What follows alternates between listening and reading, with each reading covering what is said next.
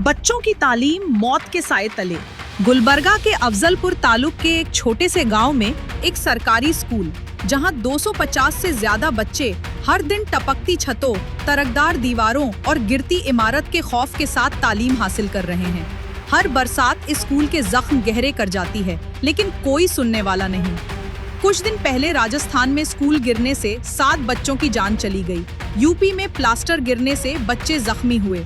Gulbarga headlines ये खबरें बार बार दिखा रहा है। अथॉरिटीज नींद से जागने का नाम नहीं ले रहे।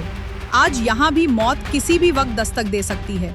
जिस स्कूल की इमारत कब की झड़ चुकी है, उसका इंस्पेक्शन तक नहीं हुआ, जबकि KKRDB के अक्षरा आयवशर योजना के तहत 650 करोड़ रुपए खर्च किए गए, लेकिन न नए स्कूल बने न पुराने मरम्मत हुए। पेरेंट्स और टीचर्स ने बार बार शिकायत की, लेकिन सरकारी फाइल से आगे कुछ नहीं बदला। 250 बच्चे हर रोज भीगती जमीन पर बैठकर पढ़ते हैं, किताबें गीली, कल ख्वाबों से भरी।